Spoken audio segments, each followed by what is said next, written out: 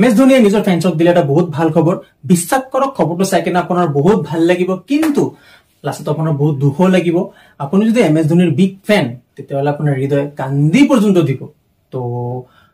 নমস্কাৰ গাইস মই প্ৰীতম আপোনালোকে চাই আছে অসমীয়া ফেক্ট ষ্টাফ আজি আমি কথা পাতিম MS ধোনিৰ এটা ডাঙৰ আপডেট লৈ কেনে তো বলক ভিডিওটো স্টাৰ্ট কৰো কিন্তু তাৰ আগত আপুনি কি কৰিব তাৰ আগত আপুনি ভিডিওটো লাইক এন্ড শেয়াৰ কৰি দিও আপোনালোকৰ মৰম ভাল পায় মোৰ বহুত প্ৰেৰণা যোগায় বা বহুত মোটিভেট হ'ব বাৰু আৰু আপোনালোক যদি নতুন তেতিয়াহলে চেনেলটো সাবস্ক্ৰাইব কৰি কিনে বেল আইকনটো প্ৰেছ কৰি দিব যাতে সবৰ আগত নটিফিকেশনবোৰ আপুনি টাইমলি পাই থাকে তো সব MS ধোনি ক্ৰিকেট জগতৰ এজন ডাঙৰ মহান প্লেয়াৰ ইয়াতছে ডাঙৰ কথাটো হ'ল যে MS ধোনি ফ্যান্সবোৰৰ কাৰণে ইমানখিনি কৰি আছে ফ্যান্সবোৰ লাষ্টলৈকে ফেভাৰে হৈ থাকিব কিয়নো MS ধোনি ইচ্ছা কৰিলে খেলা এৰিব পাৰিলে হয় এটা দুটা সিজন আগত যেতিয়া চেন্নাই জিতিছিলে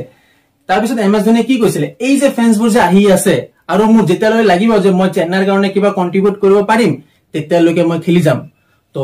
লাষ্ট সিজন তো খেলিলে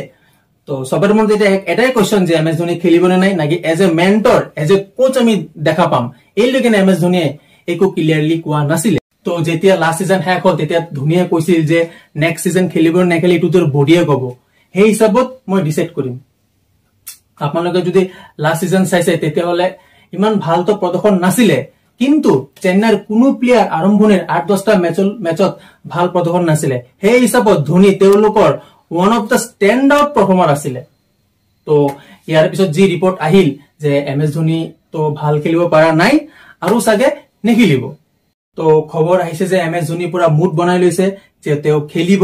আৰু তেও এতিয়াৰ পৰাই ডাবল শিফটত প্ৰেক্টিস স্টাৰ্ট কৰি দিছে নিজৰ বডিটো এতিয়াৰ পৰাই ফিট ৰাখিব চেষ্টা কৰি আছে আৰু ইয়াতছে ডাঙৰ কথাটো হ'ল যে ধোনিয়ে কৈছে যে এইবাৰ তো বেষ্ট দিব কিয় কাৰণ এই সিজনে তেও লাষ্ট সিজন তো যেটো উৰা বাতৰি আছিল যে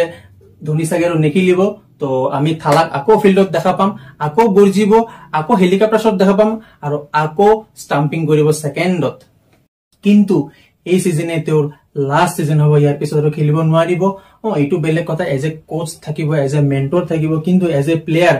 লাষ্ট ফিল্ডত নামিব এবাৰ নেক্সট IPL-ত তো যেটো খবৰ আহিছিল এটো হেতুৱে যে MS ধোনি নেক্সট IPL খেলিব তাৰ কাৰণে জোৰদাৰ প্ৰেক্টিস কত লাগি গৈছে কাৰণ নেক্সট IPL তো তেওঁৰ লাষ্ট IPL হ'ব বুলি তো ইয়াদগাৰ বনাব বিচাৰি আছে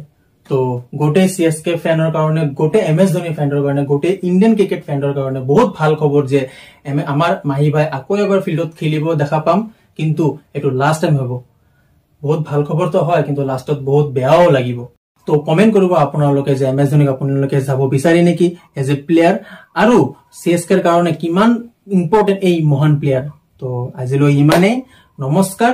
ধন্যবাদ জয় আই অসম।